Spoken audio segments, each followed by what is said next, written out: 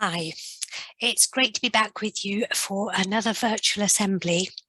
Let's begin by greeting each other with peace. Peace be with you. And now, to remind us that this is a time of reflection together, I'm going to light our candle. Sometimes it's really hard to tell the truth, and there are all sorts of reasons why it's difficult. Maybe you've been a bit embarrassed because you've done something silly and you don't want to own up to it, and you think people might laugh at you if you own up to it. Or perhaps you're worried that you'll get into trouble if you tell the truth, and so you don't want to own up to doing something wrong because you're worried you'll get told off. There's all sorts of reasons why it can be quite hard to tell the truth sometimes. And today's story is from the Bible, and it's about someone who didn't tell the truth. On the night that Jesus was arrested at that first Easter, Jesus and his special friends were eating their Passover meal, a celebration meal. But although it was a celebration, at the end of it, it became quite serious and solemn. Jesus warned them it was going to be difficult and that he would be arrested that night and that they would run away. Peter blurted out, "I'll never leave you." Jesus was sad. "Yes, you will," Jesus said. "Before the cockerel crows in the morning, you will say that you don't know me 3 times. After the meal, they went out into the dark night, and in the Garden of Olives, Jesus was arrested. The temple officials came and they took him away. Jesus' friends were afraid. This was serious and dangerous. Jesus was right. It was a hard thing that night. Peter followed at a safe distance and waited outside the door where they had taken Jesus. He listened to the angry voices questioning Jesus. He heard the sounds of the guards hurting Jesus, and Peter was afraid. He was scared of what they were going to do to Jesus, and he was worried what they might do to him too if they found him there. Just then, a serving girl looked at Peter. "Hey, you're one of Jesus's friends, aren't you?" She accused him and looked at him closely. "No," said Peter quickly, "I'm not." There seemed to be no hope for Jesus, and Peter wondered what they might do to him. The night was cold and dark, and Peter shivered with the chill and with fear and went to sit next to the fire in the middle of the courtyard. "Hey, you're one of those followers of that Jesus guy, aren't you? You look like you come from the same place, Galilee," a rough voice demanded. "I'm not," Peter growled and hunched up by the fire, trying not to be noticed by anyone else. But it was no good. One of the servants turned on Peter. "Didn't I see you with him in the olive grove when we arrested him?" "No," shouted Peter. "I don't know what you're talking about." And at that moment, the cockerel crowed, and Jesus, in the room where he was being questioned, turned and saw Peter standing there. And then Peter remembered what Jesus had said, that Peter would say he did not know Jesus 3 times before the cockerel crowed for the morning. He sobbed. He'd lied and said that he didn't know Jesus. He'd let down his friend, his best friend. He'd let himself down. Peter realized he wasn't as brave as he thought he was. he couldn't be courageous when the moment came. 3 days later, Jesus was raised from the dead. Jesus' friends were delighted. Jesus had new life. It was a wonderful, amazing day. Jesus was alive. But Peter still had a heavy heart. He'd lied about knowing Jesus. He'd said he didn't know him.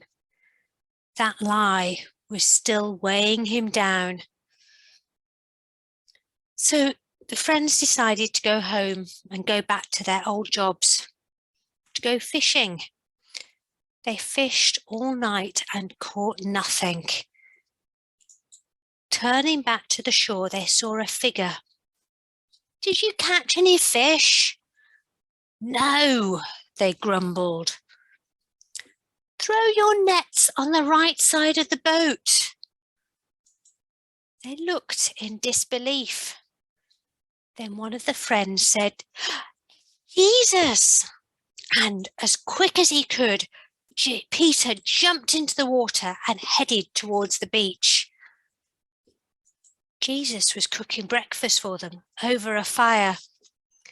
They sat and they ate bread together, the bread that Jesus had ready, and the fish that they had caught. Then Jesus turned to Peter. "Peter, do you love me more than these?" "Yes, Lord. You know that I love you," Peter answered. "Feed my lambs," Jesus said, meaning that Peter should look after Jesus' followers.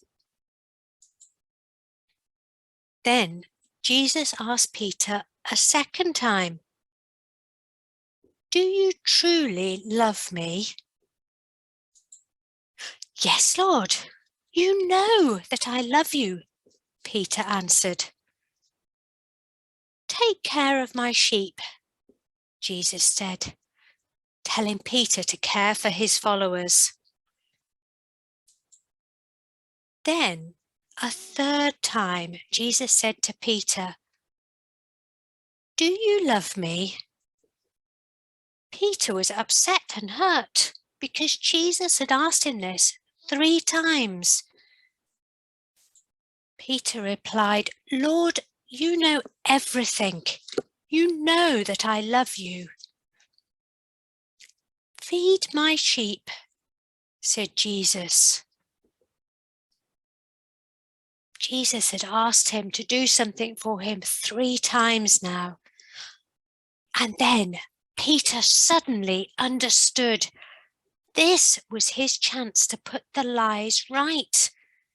Jesus had given him 3 chances to tell the truth, to make up for the 3 lies that he had told. Jesus had told him 3 times to look after his followers. Jesus trusted him. Jesus loved Peter.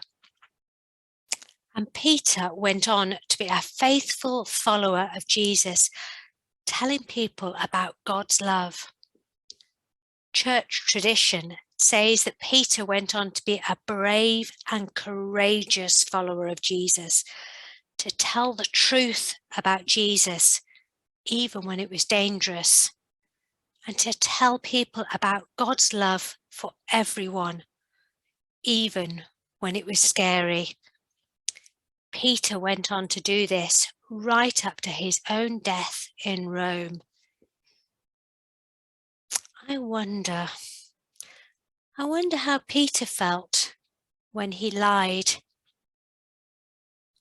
Do you think he meant to lie?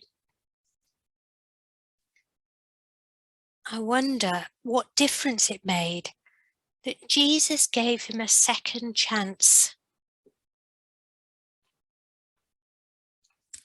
I wonder if you've ever made a mistake, told a lie, and then had a second chance to put things right. I wonder what that felt like. If you want to have a chat about those questions, you can pause the video for a moment. I'm going to finish off our collective worship with a short prayer. If you'd like to join in the prayer, you could pause the video and read the words. You could just say Amen at the end, or you could add in your own words. But if you're not sure about prayer, don't worry. You can just use the words as reflection.